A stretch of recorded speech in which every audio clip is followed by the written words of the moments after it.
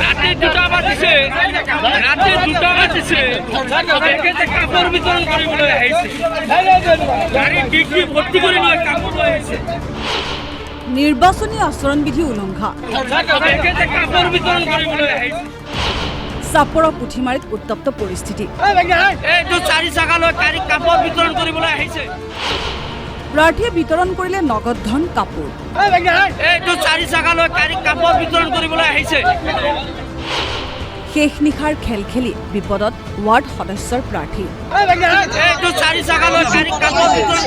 পুৱতি নিশা ভোটাৰক টকা আৰু কাপোৰেৰে কিনিবলৈ আহিছে নীলামবাৰী প্ৰথম খণ্ডৰ ৱাৰ্ড সদস্য পদৰ প্ৰাৰ্থী আত্মীয়ই আহিছে 4 চাকা লৈ কাপড় বিতৰণ কৰি আছে ৰাতি 2টা বাজিছে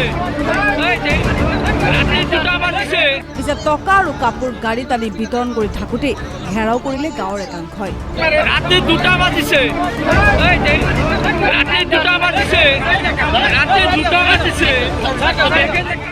আব্দুল হুছেইন নামৰ ৱাৰ্ড সদস্য পদৰ প্ৰাৰ্থীৰ আত্মীয়ই বিতৰণ কৰিছিল কাপোৰ আৰু টকা এই 3টা বজাত বিৰোধী দলে অৰ্থাৎ কোনোবা এটা দলৰ মানুহে এটা মেম্বাৰে আবুল হুছেইন নাম তেখেতে আজি আমাৰ এই গাঁওখনত আহি কাপোৰ আৰু পইচা বিতৰণ কৰিবলৈ লৈছিল আৰু আমাৰ এই গাঁৱৰ স্থানীয় ব্যক্তিসকলে যুৱক ভাই বন্ধুসকলে বা আইমাতৃসকলে তেখেতক আটক কৰে নিৰ্বাচনী প্ৰচাৰৰ অন্ত বিয়লিতে পৰিল পিছে নিশা ভোটাৰক কিনিবলৈ অহাত স্বাভাৱিকতে ক্ষুণ্ণ হৈ পৰিল একাংশ এজন আছিল আমাৰ ইয়াৰে হোসেন আলী নাম তেখেতৰ খাৰী কাপোৰ আৰু পইচা বিতৰণ কৰিবলৈ লৈ আহিছিল মহিলাখেনো একোখন শাৰী আৰু 500 টকাকৈ বিতৰণ কৰিছিল এওঁলোকে বাইদেউ ঠাইখিনিৰ নাম কি 2 নম্বৰ পুথিমাৰী অন্য পার্টির মানুষ এসে আঙ্গের নাজে কাপড় আর পয়সা দিছে জোর করে দিছে কোন পার্টির আইছে কোম্পানি আবুলের পার্টির 500 টাকা দিছে আর একটু কাপড় দিছে কি কইছে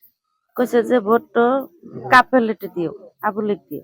একাংশই ধৰিলে বাহনৰ চালকক আৰু গতাই দিলে চাপৰ আৰক্ষীক ইতিমধ্যে এজনক আটক কৰি পুলিচে লৈ গৈছে হামিদুল ইসলাম এইটোই দাবী যে ইয়াৰ আমাৰ ইলেকশন কমিশনৰ ওপৰত এইটো আস্থা আৰু বিশ্বাস আছে যে যিটো আমাৰ পঞ্চায়ত যি গাইডলাইন আছে সেই গাইডলাইন মতে সেই আইন মতে তেখেতক যি শাস্তি প্ৰদান কৰিব লাগে আমাৰ সমূহ ৰাইজৰ এইটো দাবী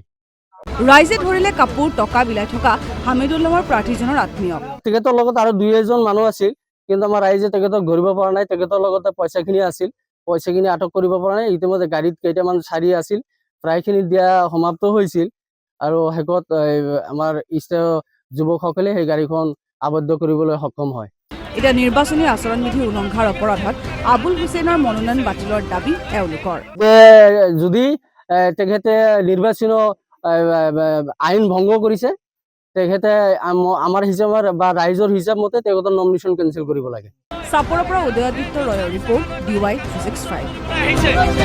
4 টকা লৈ কাপড় বিতৰণ কৰি আছে ৰাতি 2টা বাজিছে